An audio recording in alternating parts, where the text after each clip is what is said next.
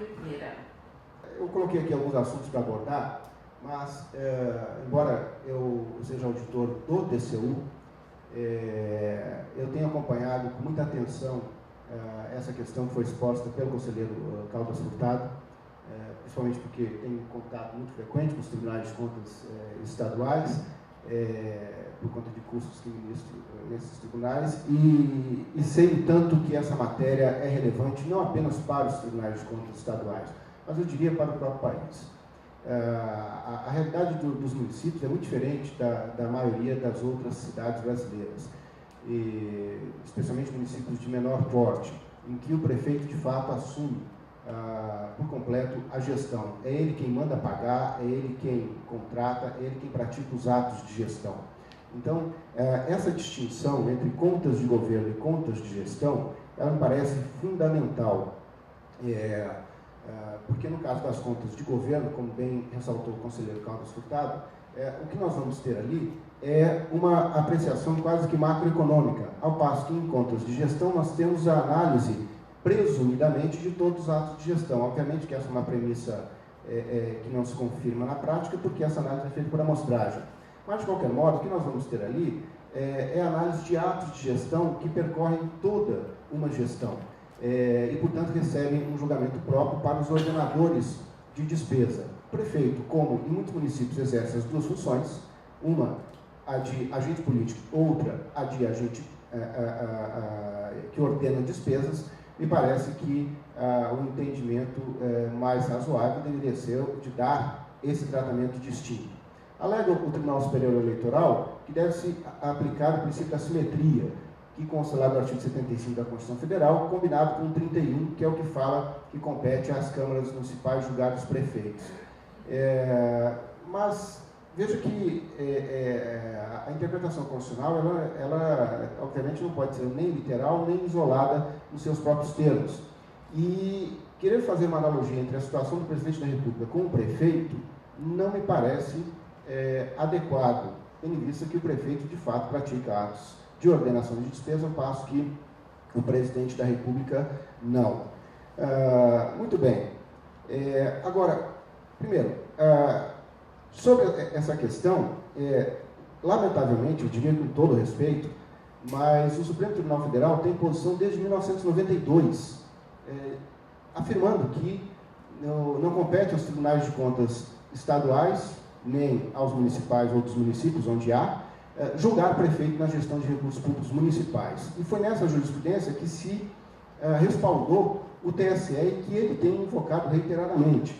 É um precedente firmado no RE 132747 de 1992. Ora, para quem acompanha a jurisprudência do Supremo, sabe que essa jurisprudência tem sofrido uma elogiável evolução de 88 para cá. Quem pega a jurisprudência do Supremo relativa a tribunais de contas a partir da Constituição de 88 sabe que houve toda uma construção jurisprudencial que foi, aos poucos, eu diria, em alguns casos, após muito debate, com votações apertadas, num primeiro momento, por maioria e hoje unânimes, foi ao pouco reconhecendo a dignidade constitucional conferida aos tribunais de contas após a Constituição de 88. Então é preciso que a gente leia esses precedentes com bastante cautela. Veja, o TSE tem se pautado nele e, lamentavelmente, o precedente a que o conselheiro se refere é um precedente de 2008, em que o ministro Carlos Aires Brito, quando estava na composição do TSE, tentou reverter essa situação e foi voto vencido por 4-3, em que ele fundamentava a tese dele justamente na distinção entre contas de governo e contas de gestão. Ora, quando o prefeito pratica ato político, é julgado pela Casa Política. Quando pratica ato de gestão, é julgado pelo Tribunal de Contas. A tese é essa, e que foi vencida por 4-3. O julgamento da lei da ficha limpa pelo Supremo Tribunal Federal, num primeiro momento, criou uma expectativa positiva em relação ao assunto. Mas o que a gente percebe é que o julgamento da lei da ficha limpa, que se deu um julgamento conjunto entre duas ações diretas de constitucionalidade e um ADIM, ele não abordou as questões pontuais da lei da ficha limpa. Havia um entendimento prévio dos ministros supremos de que eles não fariam isso. Eles analisariam a constitucionalidade da lei da ficha limpa apenas no tocante ao atendimento ou não ao princípio da não culpabilidade, da proporcionalidade e da irretroatividade. Esse era o entendimento e foi assim que o ministro Luiz Fux, relator, levou o voto dele. No entanto, o ministro Toffoli apresentou um voto em que ele fez uma análise pontual e analisou a linha G do artigo 1º, inciso 1, ou seja, esse que trata de rejeição de contas, e entendeu que seria inconstitucional. O ministro Gilmar Mendes, quando foi votar, fez uma consideração breve, concordando com o ministro Toffoli. E o ministro Marco Aurélio fez uma consideração mais breve ainda, discordando dos dois, para a surpresa de todos nós, né? E, tirando isso, mais ninguém se manifestou sobre a linha G. Por quê? Porque partiu-se do entendimento dos próprios ministros de que o objetivo não era esse, não era analisar a lei da ficha limpa artigo por artigo, mas analisá-la como o seu conjunto, sob a ótica da proporcionalidade, não culpabilidade e retroatividade. Isso tanto se confirmou que, após o julgamento da lei da ficha limpa, nós já tivemos aí aproximadamente umas 17 reclamações oferecidas ao Supremo sobre esse mesmo assunto, e metade delas teve a liminar deferida.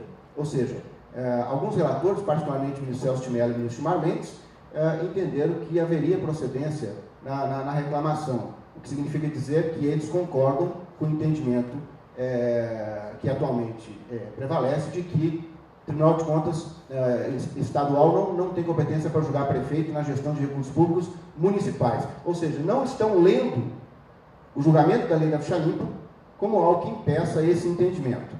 Tá certo? Uma outra metade dessas reclamações tem tido as suas liminares indeferidas.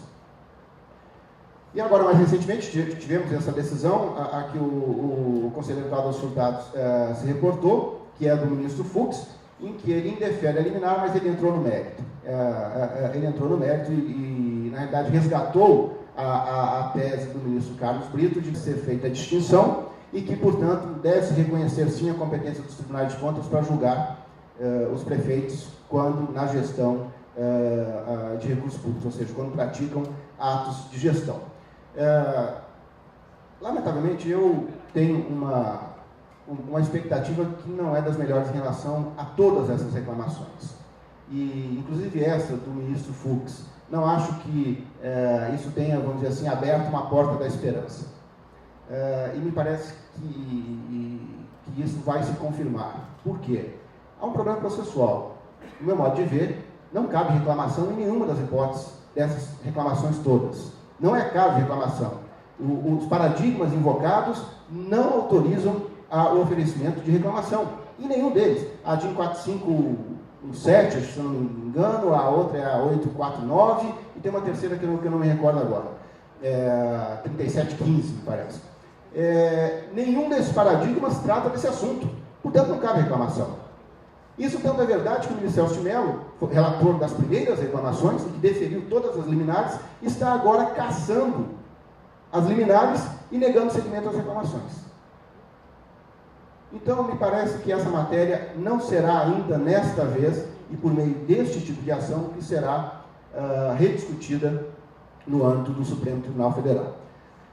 Muito bem, mas há uma questão que me parece que precisa ser considerada nisso tudo. E aí, com todo respeito ao Tribunal Superior Eleitoral, eu entendo a dificuldade de um tribunal que tem uma composição periódica, na qual os seus membros mudam em períodos relativamente curtos. Isso dificulta muito se manter uma coerência da jurisprudência. E eu não vou ter tempo aqui para... já estou prevendo que eu não vou ter tempo para abordar algumas outras questões que revelam, numa análise temporal da jurisprudência do TSE, como ele tem sido oscilante em algumas questões relativas à inelegibilidade decorrente de contas. Teses que eram de um jeito, passaram a ser de outro, e agora, de um ano para cá, estão novamente sendo rediscutidas e mudando de posição. Mas eu gostaria de ressaltar uma questão. Veja, o atual entendimento do Supremo e do TSE é de que o Tribunal de Contas estadual não pode julgar contas de prefeito, mesmo quando é ordenador de despesa. Portanto, só resta aos tribunais de contas estaduais colocar tudo no parecer prévio. Porque, segundo o Supremo e o TSE, só tem um jeito de atingir o prefeito. O Tribunal de Contas Estadual, no parecer prévio, desnatura a característica do parecer prévio, que é de uma análise mais macroeconômica, passa a fazer análise de ato de gestão a ato de gestão, põe tudo no parecer prévio e manda para a Câmara Municipal. Essa tem sido a solução oferecida pelo Supremo e pelo TSE. Muito bem. Vamos aqui chegar a um acordo de que, então, agora vamos trabalhar assim. Ótimo. Mas aí veja o que tem acontecido. A Constituição fala que a Câmara Municipal só pode deixar de rejeitar as contas de um prefeito quando essas mesmas contas receberam parecer prévio do respectivo Tribunal de Contas pela rejeição. Ela só pode deixar de acolher o parecer prévio quando decidir por maioria de 2/3. O que tem acontecido? O Tribunal de Contas rejeita contas de um prefeito que praticou um ato de ordenação de despesa. Manda para a Câmara Municipal, e a Câmara Municipal, vendo que não tem 2/3, joga para o armário essas contas e não julga nunca. O Ministério Público Eleitoral, diante disso, percebendo o que tem acontecido, começou a oferecer ações de impugnação de registro das candidaturas. A matéria foi parar no TSE. E o que disse o TSE? Porque qual foi o pedido do Ministério Público Eleitoral? Disse ele: ora, a Câmara não quer julgar, então, diante da omissão da Câmara, deve-se entender que o prefeito está inelegível, porque prevalece o parecer do Tribunal de Contas pela rejeição das contas. A matéria chegou no TSE e o que ele disse? A lei das inelegibilidades exige decisão irrecorrível do órgão competente. Parecer prévio não é decisão, e como a Câmara Municipal não decidiu, o prefeito está elegível. Bom, e aí a gente fica no impasse. O prefeito só pode ser atingido mediante parecer prévio, que deve ser, desde que acolhido pela Câmara Municipal. Por outro lado, a Câmara Municipal pode deixar esse parecer engavetado durante 100 anos. Ou seja, o prefeito passa a ser o único coordenador de despesa na República inimputável. Essa é a solução atual. Não me preocupa um precedente isolado, nenhum nem outro isolado. O que me preocupa são os dois em conjunto. Porque desde que o TSE num diga que não pode, no outro diga que pode, temos um caminho alternativo para atingir o prefeito. O problema é que, do jeito que está, o prefeito fica inimputável. Por quê? Só pode vir a parecer prévio. Por outro lado, esse parecer prévio não tem prazo para ser julgado e não pode se presumir a sua validade diante da omissão da Câmara Municipal. Ou seja, o prefeito fica numa situação extremamente confortável. Extremamente confortável. Muito bem. Fora isso, veja, isso tudo diante de interpretações que prestigiaram uma leitura literal da lei das inelegibilidades. Como ainda tem aqui 1 minuto pelas minhas contas, eu vou aproveitar. Por outro lado, nós temos já alguns precedentes, e um dos últimos é um de 2010, em que o Tribunal Superior Eleitoral, não obstante a literal redação da lei das inelegibilidades, que fala que tem de ter contas rejeitadas, tem entendido que não é preciso rejeição de contas. Basta que o Tribunal de Contas respectivo considere um ato irregular. E um processo que não precisa ser de contas, pode ser um relatório de auditoria, uma denúncia ou uma representação. Eu não estou me referindo a um precedente, há vários. Eu me refiro ao último deles, de 2010. Não obstante, a lei das inelegibilidades fala que tem que ser contas. Mas ele está entendendo que pode ser um ato apurado, um relatório de auditoria, por exemplo. Aí a gente fica assim, mas, afinal de contas, qual a linha hermenêutica que tem sido adotada pelo TSE? A literal? Porque daí me parece que há uma necessidade de que se encontre uma coerência dentro desses julgamentos.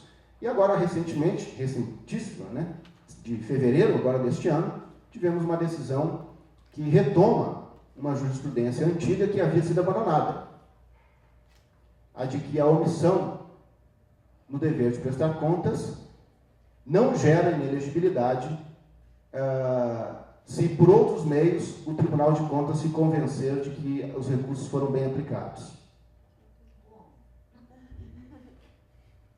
Quando, por exemplo, o sucessor presta contas pelo antecessor, embora o antecessor tenha sido omisso, ou por um trabalho de uma auditoria, o Tribunal de Contas constata que ele geriu bem aqueles recursos que deveriam ter sido objetos de uma prestação de contas que não foi realizada. O TSE tinha essa jurisprudência muitos anos atrás, ela foi abandonada e durante muitos anos, até pelo menos o final de 2003, prevaleceu o entendimento de que nesses casos era causa de inelegibilidade. E agora retoma-se a tese anterior, volta-se a dizer que não seria causa de inelegibilidade. Fica aqui a provocação, dado o término do meu tempo. Será que esse recado é um recado positivo? Será que esse recado estimula a prestação de contas? Ou será que ele talvez faça alguns gestores pensar, para que prestar contas? Né? Enfim, fica aí a provocação para uma reflexão. Muito obrigado. Encerro. Muito obrigada, John.